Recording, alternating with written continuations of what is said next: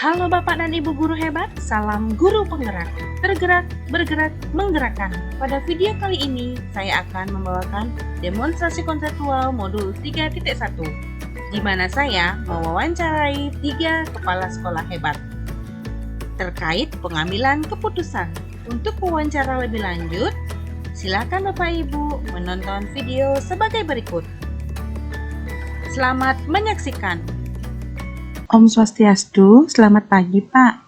Terima kasih atas waktu yang sudah diluangkan untuk saya dan bersedia saya ajak berbincang-bincang. Hari ini akan dilakukan wawancara untuk membantu saya melengkapi tugas modul 3.1 tentang pengambilan keputusan berbasis nilai-nilai kebajikan sebagai pemimpin. Sebelumnya, bagaimana kabar Bapak hari ini?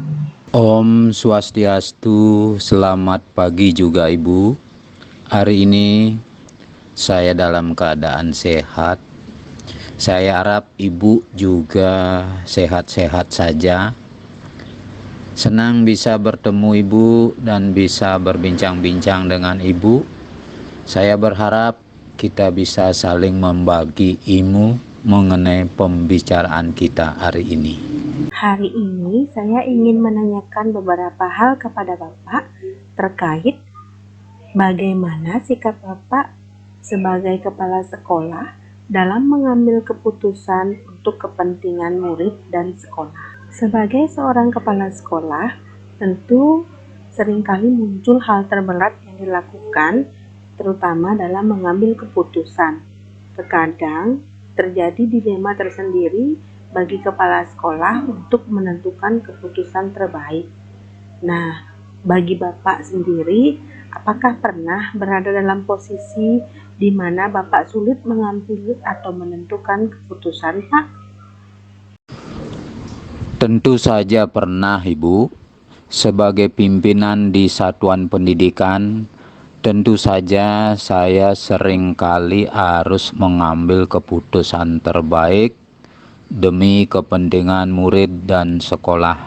Namun, terkadang saya harus memilih beberapa pilihan yang sama-sama baik dan juga memilih pilihan yang mengikuti hati nurani meskipun tidak sesuai dengan aturan. Hal inilah yang menjadi tantangan tersendiri bagi saya sebagai kepala sekolah. Nggih Pak, betul sekali. Tentu hal tersebut merupakan hal yang sulit. Dan Bapak sempat dihadapkan dengan 2 pilihan, di mana pilihan itu sama-sama benar. Dan di guru penggerak, di pendidikannya itu, saya juga mendapatkan pendidikan tentang dilema etika. Nah, selain itu, memilih keputusan yang mengikuti keinginan, meski kadang salah, kalau itu istilahnya bujukan moral, Pak. Kalau misalnya istilah seperti itu, apakah pernah Bapak dengar sebelumnya, Pak? Nggih Bu, sudah pernah saya dengar sebelumnya, namun tidak secara spesifik. Kalau begitu, bagaimana Bapak menjalankan pengambilan keputusan di sekolah, terutama untuk kasus-kasus di mana ada 2 kepentingan yang sama-sama benar atau sama-sama mengandung nilai kebajikan, Pak? Tentu saja semua itu harus kita bicara bersama dengan guru-guru yang lainnya. Meskipun saya pimpinan di sekolah ini, tentu setiap keputusan yang diambil harus terlebih dahulu harus berdasarkan kesepakatan bersama, karena keputusan tersebut akan memberi dampak bagi seluruh warga sekolah. Selain itu, untuk memilih salah satu dari 2 keputusan yang sama-sama benar, kita juga harus memilih keputusan yang konsekuensinya lebih kecil. Sebagai contoh, ketika ada murid yang tidak mampu bayar sumbangan sukarela, padahal sudah menjelang kelulusan, sedangkan itu merupakan kewajiban yang sudah disepakati di awal semester. Dalam posisi ini, orang tua murid adalah orang yang tidak mampu. Tentu menjadi pilihan sulit, apakah harus memberi toleransi atau tetap berpegang teguh pada aturan. Nah, jika diberikan keringanan, akan ada orang tua murid lain yang protes karena mereka pilih kasih. Akan tetapi, jika aturan tidak ditegakkan, hati nurani kita merasa kasihan, mengingat anak juga memiliki hak untuk melanjutkan pendidikannya. Wah, rumit juga Pak nggih. Lalu bagaimana keputusan yang Bapak ambil saat itu? Berdasarkan hasil kesepakatan bersama, kami sepakati bahwa tetap memberikan ijazah serta melayani siswa tersebut untuk bisa mendaftar ke SMP dan meminta bantuan kepada kepala desa untuk membantu biaya sekolah untuk siswa yang kurang mampu tersebut. Wah, luar biasa Pak. Lalu hal-hal apa saja yang selama ini Bapak anggap efektif dalam pengambilan keputusan pada kasus dilema etika? Tentu dalam menghadapi dilema etika, hal penting yang harus kita pertimbangkan adalah nilai-nilai kebajikan universal. Kita harus tahu dalam kasus tersebut nilai-nilai apa yang sejalan dengan nilai kebajikan universal. Selain itu, kita harus mengetahui bagaimana prinsip-prinsip dalam pengambilan keputusan. Nah Pak, kalau begitu apa saja tantangan yang Bapak hadapi selama menghadapi kasus tentang dilema etika Pak? Ada beberapa hal yang menjadi tantangan dalam menghadapi dilema etika ini, di mana kita harus mengutamakan keadilan dan kebenaran yang ada, atau mengutamakan rasa kasih sayang dan kesetiaan. Apakah ada jadwal khusus Pak untuk menyelesaikan sebuah kasus dilema etika atau prosedurnya seperti apa Pak? Tentu dalam mengambil keputusan, kita tidak boleh gegabah hanya karena ingin cepat selesai. Ada kasus-kasus yang bisa diselesaikan secara langsung karena tingkat permasalahannya tidak rumit. Ada juga permasalahannya yang perlu waktu yang lama untuk dipertimbangkan keputusannya. Jadi semua penyelesaian masalah waktunya itu bergantung pada jenis kasus dan situasi saat itu. Nggih Pak, kalau Niki yang setuju, kita perlu cermat dan penuh pertimbangan dalam mengambil sebuah keputusan. Pak, apakah ada faktor atau orang lain yang membantu Bapak dalam mengambil keputusan? Tentu saja ada, Ibu. Rekan sejawat menjadi salah satu faktor penting dalam mengambil keputusan, di mana rekan-rekan kita akan memberi masukan dan pertimbangan bagi saya dalam menentukan keputusan. Selain itu, pihak sekolah seperti orang tua, murid juga akan membantu memberi pertimbangan bagi kami untuk mengambil keputusan tersebut. Ternyata orang tua murid juga berperan ya Pak dalam pengambilan keputusan. Nah, saya mendapat banyak sekali pelajaran dari Bapak mengenai cara-cara pengambilan keputusan yang akan saya jadikan bekal sebagai pemimpin pembelajaran di kelas. Untuk pertanyaan terakhir, Pak, apakah ada pelajaran yang Bapak petik dari pengalaman mengambil sebuah keputusan? Terima kasih, Ibu.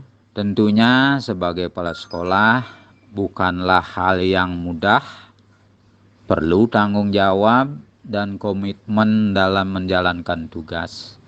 Yang perlu diperhatikan dalam setiap pengambilan keputusan adalah keputusan apapun yang kita ambil, terlepas dari benar salahnya, harus bisa kita pertanggungjawabkan. Karena berani berbuat, berani bertanggung jawab. Demikian Ibu. Sungguh bijak sekali, Bapak. Apapun keputusan yang diambil, kita harus mampu mempertanggungjawabkannya. Saya sangat setuju akan hal ini. Baik, Pak, saya ucapkan terima kasih sekali. Obrolan yang sangat luar biasa. Dengan kepala sekolah hebat seperti Bapak, ada banyak pembelajaran yang dapat saya peroleh dalam pengambilan keputusan. Terima kasih atas waktunya, Pak. Semoga perbincangan kita hari ini dapat bermanfaat bagi kita bersama.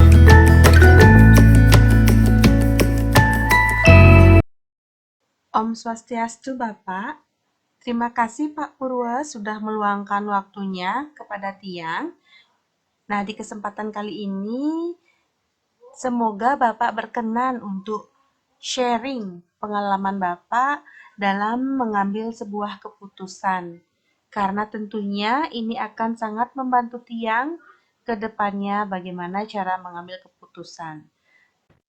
Om Swastiastu, selamat pagi Bu Sri.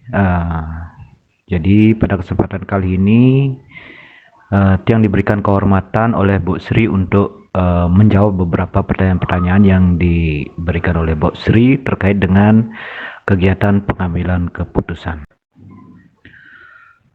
Jadi yang termasuk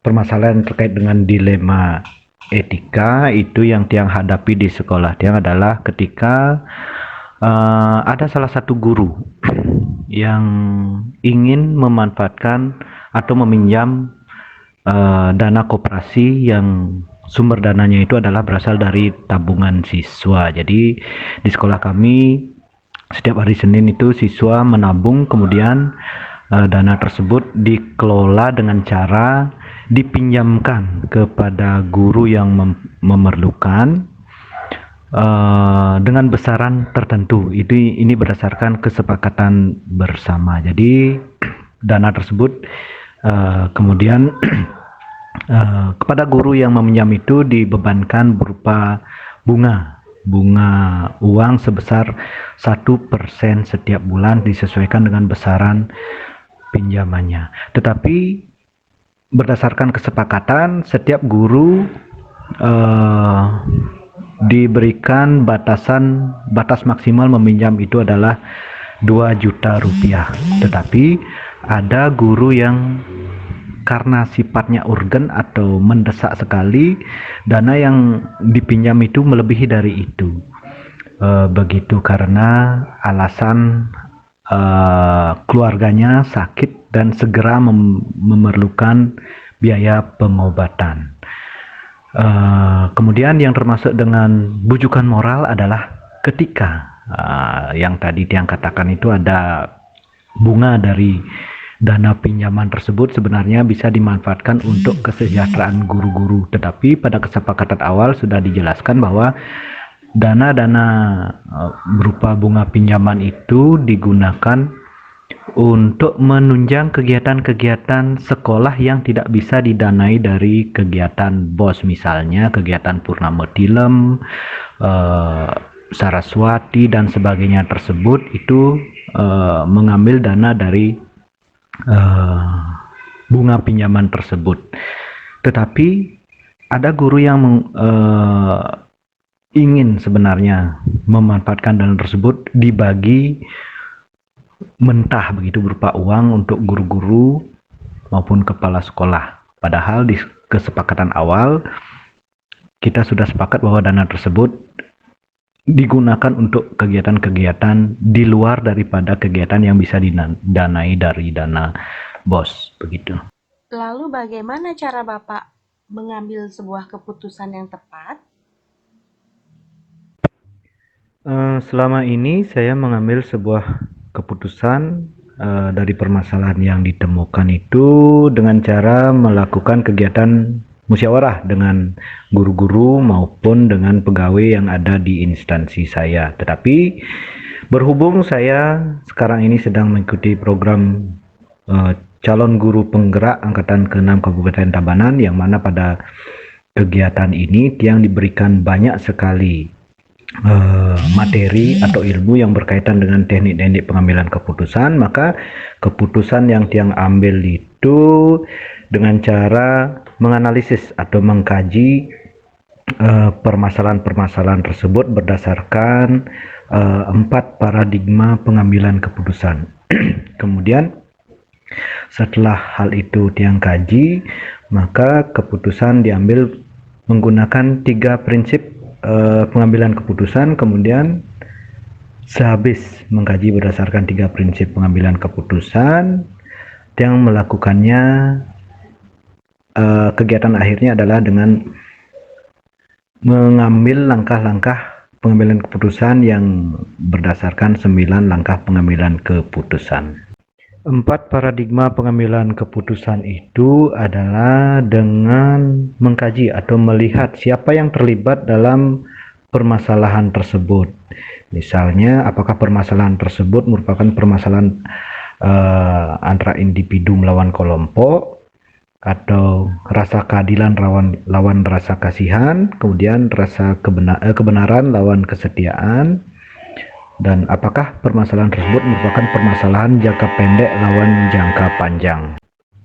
Ketika permasalahan yang diambil suatu keputusan ditemukan siapa yang terlibat atau berkonflik dalam permasalahan tersebut, maka langkah selanjutnya adalah menetapkan kerangka berpikir kita dalam mengambil suatu keputusan. Apakah keputusan tersebut diambil berdasarkan berpikir berbasis hasil akhir, berpikir berbasis peraturan atau regulasi, ataukah berpikir berbasis rasa peduli? Berpikir berbasis hasil akhir dilakukan dengan memprediksi dampak dari keputusan yang kita buat terhadap hasil akhir penyelesaian permasalahan yang dihadapi. Apakah keputusan untuk kebaikan banyak orang ataukah salah satu individu saja yang diuntungkan? Tentu pengambilan keputusan semacam ini Tiang lakukan dengan musyawarah. Berpikir berbasis regulasi adalah pengambilan keputusan berdasarkan pengkajian terhadap regulasi yang ditetapkan. Jika hal ini dilakukan, maka keputusan yang akan diambil itu terlihat kaku untuk beberapa permasalahan yang sebenarnya sederhana. Keputusan yang diambil berbasis rasa peduli merupakan kerangka berpikir Tiang yang lebih mengutamakan rasa empati terhadap kepentingan pihak yang berkonflik. Tentu dalam hal ini ada hal-hal yang dilanggar, apakah itu keputusan untuk kebaikan banyak orang ataupun regulasi yang sudah ditetapkan. Namun berpatokan pada bagaimana kita bisa mengontrol dampak dari hasil keputusan tersebut merupakan dasar Tiang mengambil keputusan berbasis kepedulian. Setelah kerangka berpikir ditetapkan, maka barulah dia mengambil langkah-langkah pengambilan keputusan yang tepat. Yang dalam hal ini ada 9 langkah, yaitu mengenali nilai-nilai yang bertentangan, menentukan siapa yang terlibat dalam konflik, mengumpulkan fakta-fakta yang relevan, melakukan pengujian benar atau salah, pengujian paradigma benar lawan benar, melakukan prinsip resolusi, melakukan investigasi opsi trilema, pengambilan keputusan, dan langkah terakhir adalah merefleksikan hasil keputusan yang dibuat. Langkah-langkah yang saya ambil dalam membuat keputusan tentu berdasarkan pada bagaimana dampak akhir atau konsekuensi dari hasil keputusan tersebut. Agar keputusan yang Tiang ambil adalah yang terbaik, tentu Tiang menerapkan 9 langkah pengambilan keputusan yang sudah Tiang jelaskan sebelumnya tersebut. Apakah ada tantangan, Pak, selama pengambilan keputusan tersebut? Hal-hal yang menjadi tantangan dalam pengambilan keputusan pada kasus-kasus dilema etika adalah bagaimana saya tertantang untuk bisa menjadi penengah yang baik agar pihak-pihak yang terlibat dalam situasi ini sama-sama mendapatkan keadilan dengan tidak ada yang merasa dianaktirikan ataupun dirugikan. Apakah Bapak memerlukan waktu atau periode tertentu untuk menyelesaikan sebuah permasalahan? Dalam beberapa kasus, memang bisa saya selesaikan atau putuskan penyelesaian permasalahannya secara spontan. Misalnya, keputusan untuk menerima siswa pindahan itu bisa saya lakukan walaupun tanpa musyawarah, gitu. Jadi, tetapi ada kasus-kasus yang melibatkan kepentingan banyak orang yang sifatnya kompleks begitu, tentu tidak bisa dilakukan pengambilan keputusan secara spontan. Hal ini saya lakukan dengan tetap mengedepankan prinsip musyawarah untuk mufakat, sehingga keputusan yang diambil merupakan suara kita bersama, termasuk suara dari pihak-pihak yang terlibat dalam situasi ini yang menjadi permasalahan. Apakah ada faktor tertentu yang mempermudah Bapak dalam mengambil sebuah keputusan, Pak? Faktor-faktor yang selama ini mempermudah atau membantu saya dalam mengambil keputusan dalam kasus-kasus dilema etika adalah adanya kerjasama dan komunikasi yang baik antar guru yang ada di instansi saya ataupun pegawai, begitu.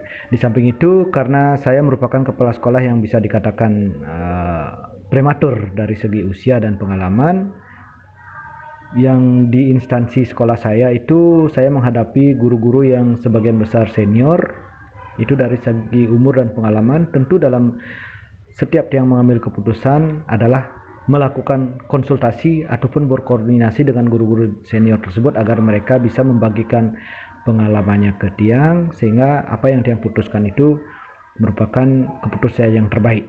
Di samping itu, Tiang juga tetap melakukan komunikasi dengan orang yang dianggap ahli pada bidang-bidang tertentu, misalnya dalam bidang IT, begitu ketika Tiang menghadapi permasalahan IT, ataupun dengan atasan-atasan yang ada di kedinasan saya, agar beliau-beliau bisa membimbing saya dalam mengambil keputusan yang terbaik dari permasalahan yang ada.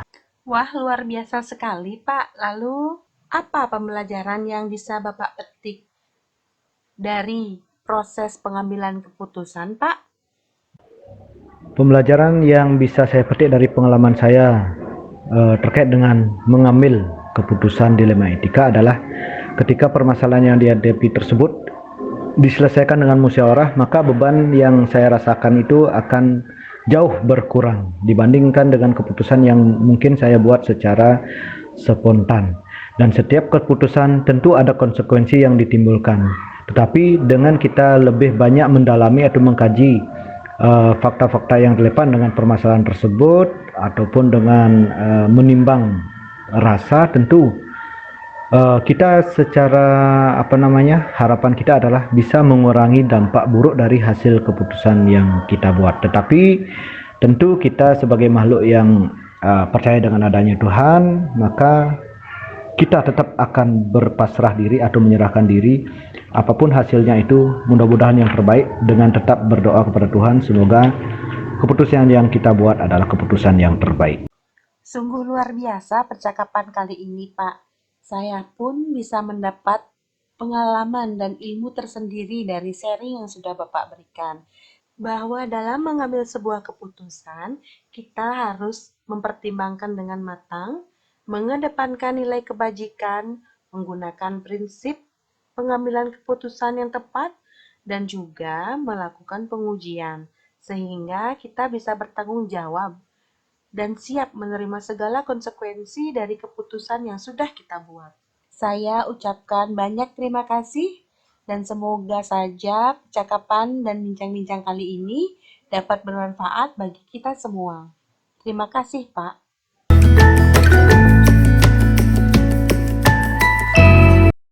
Om Swastiastu, Rahajeng Siang Pak Gusti. Terima kasih Bapak sudah bersedia meluangkan waktu Bapak untuk saya. Sehingga di hari yang baik ini, saya harapkan Bapak bisa sharing pengalaman Bapak terkait dalam pengambilan keputusan yang selama ini Bapak lakukan di sekolah. Om Swastiastu. Terima kasih Ibu Putu Sri Utami sudah datang untuk bertukar pikiran atau sharing dalam penanganan sebuah kasus atau masalah di sekolah. Nah, sebagai penanggung jawab di sekolah, sudah tentu saya akan mencari informasi dari kasus atau masalah yang sedang berkembang atau yang tersebar, di mana informasi-informasi tersebut dapat kami dapatkan dari berbagai pihak, baik dari rekan-rekan guru, masyarakat, dan tidak menutup kemungkinan informasi dari siswa juga. Sehingga saya atau kami pihak sekolah bisa menginventaris atau mengidentifikasi dari kasus tersebut. Dari kasus atau masalah yang berkembang, kebanyakan di sekolah kami itu bersifat dilema etika, tetapi ada juga bersifat kasus moral, karena itu sifatnya atau bersifat saling keterkaitan. Nah, kemudian selaku kepala sekolah, saya sudah pasti memikirkan dampak dari kasus atau masalah tersebut agar tidak membias dan melebar, dan tentunya yang dapat merugikan atau mencemarkan nama baik sekolah.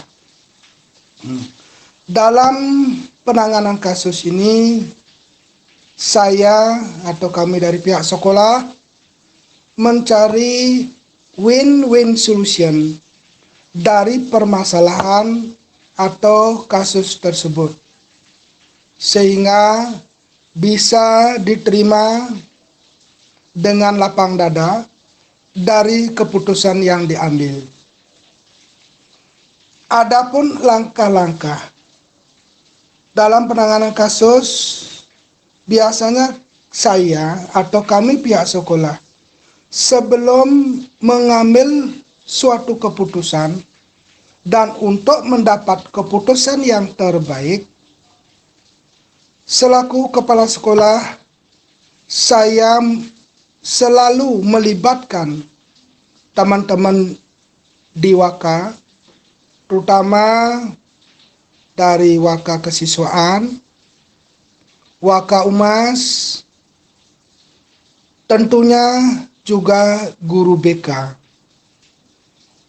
Dan dalam penanganan kasus yang terjadi di sekolah, kami pihak sekolah biasanya menghadirkan pihak orang tua siswa yang punya kasus atau masalah untuk bisa duduk bersama-sama menyelesaikan kasus tersebut secara musyawarah agar dapat keputusan yang diterima kedua belah pihak.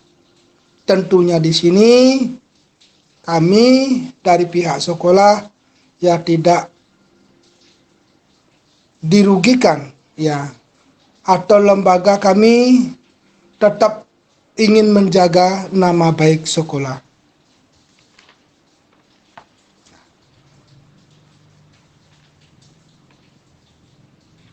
Untuk pengambil keputusan yang bersifat efektif, supaya pengambilan keputusan itu bersifat efektif, kita pihak sekolah telah memiliki rule, aturan, tata tertib, ataupun prosedur yang harus kita pegang teguh untuk menangani atau menyelesaikan kasus yang sedang berkembang. Dari aturan yang dimiliki oleh pihak sekolah,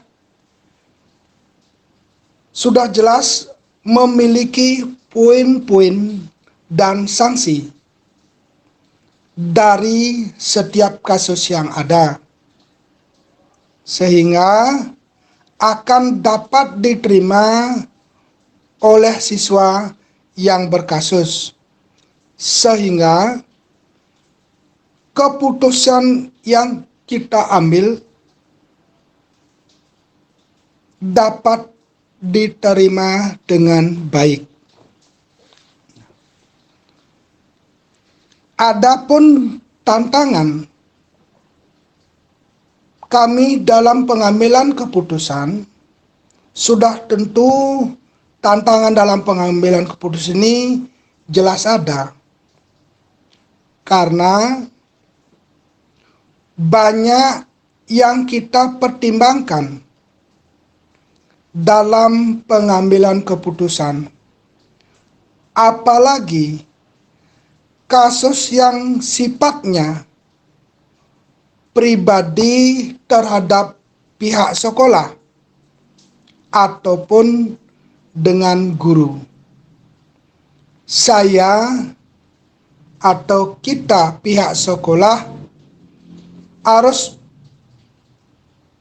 bisa bersikap bijaksana. Wah, luar biasa sekali Pak Gusti sharingan hari ini terkait pengambilan keputusan, terutama terkait dengan masalah dilema etika. Saya setuju sekali dengan pendapat Pak Gusti bahwa kita harus mencari solusi yang memang akan bermanfaat bagi semua pihak, atau solusi yang win-win solution, sehingga semua pihak nanti akan merasa bertanggung jawab terhadap pelaksanaan dari keputusan tersebut. Selain itu, semua pihak pun akan siap dengan segala konsekuensinya. Nah, semoga sharingan hari ini bermanfaat bagi kita semua. Terima kasih Pak Gusti.